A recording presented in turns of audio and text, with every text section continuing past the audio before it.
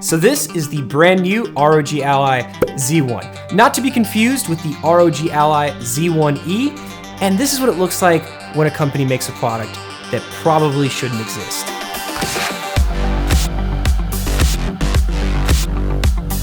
So 4 months ago, Asus really framed the marketing for the two Ally models. They're externally exactly the same. The only difference is the APU. And this new Z1 model, which I've been using for about 2 weeks now, is sitting in kind of a weird spot. Like, Asus already makes the flagship Z1 Extreme. It's got all the bells and whistles, and it comes in at $699 brand new. Then on the other hand, you have the Steam Deck, which I guess on paper is considered the budget handheld. Starts at $399, even though you can find it well below that now, like refurbished. So they both have their strengths. The Ally is obviously more performance-based, and the Steam Deck is more for that ecosystem.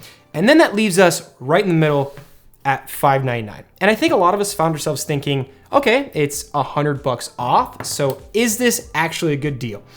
Well, right off the bat, I'm gonna let you know I'm not sponsored by Asus. After spending some time with this, I've decided to just throw out the idea of making a whole review on this because I really don't wanna waste your time. Like, honestly speaking, there is almost no reason for this product to exist because at $599, it just doesn't make sense. And I'm gonna show you why. So for most people that are looking into the Asus handheld lineup, you're probably interested in the performance gains, which makes sense. It's one of its strengths. With the Z1, it's still on a 4nm process. We've gone from 8 cores and 16 threads to 6 cores and 12 threads. You could say it's not a huge difference, but what really hurts is the downgraded RDNA graphics compute units. They've gone from 12 to 4.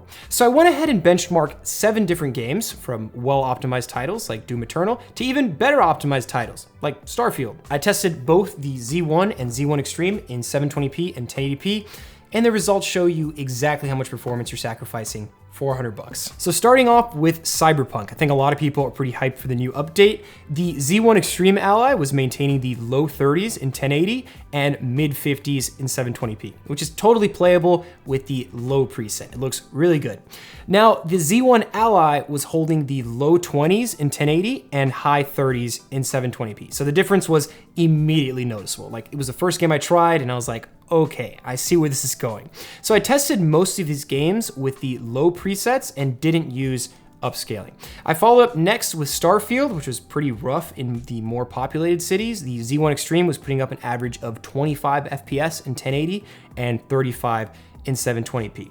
And the Z1 was basically unplayable. It averaged 16 FPS in 1080 and 23 FPS in 720p. Next up is Hogwarts Legacy, which the Z1 held up really well. FSR handled a 37 FPS average in 1080 perfectly fine and finished with a 48 FPS average in 720p. I tried out Doom Eternal, which was a pretty good experience on both of these. The gap in performance wasn't as large. Where you really start to see the Z1 Extreme Ally take advantage of the 120Hz display is in those lighter titles. Like Synthetic ran at over 120 FPS in 1080p, and that's where you could see that the Z1 just couldn't reach that threshold, so I dropped the resolution a bit to squeeze a bit more out of it. It wasn't as big of a deal in those older games. The performance was really similar in Borderlands 2, so that's kind of where I left off. It's lacking a lot of the GPU power needed for those AAA titles. I also did a battery test with Hades, and they both posted essentially the same battery life. So, okay, where does that lead us?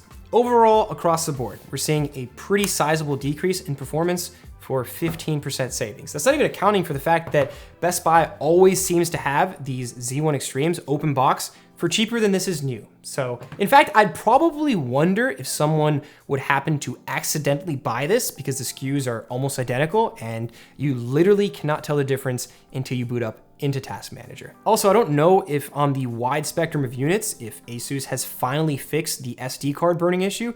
It seems like the exact same device inside other than the chip. Maybe we'll hear something. So that's really why I wanted to make this video. I feel like right now, if you're interested in buying a new handheld, especially between now and the end of the year, there's a lot of great selection out there. This, however, is not one of them. Like, don't buy this, at least right now. Maybe if they decrease the price, maybe. I don't want you guys to miss out on a good deal. pick something up that ends up being, not living up to your expectations, because this is like ridiculous. For most people diving into this, I would say a safe bet is obviously a Steam Deck. You might like the Ally.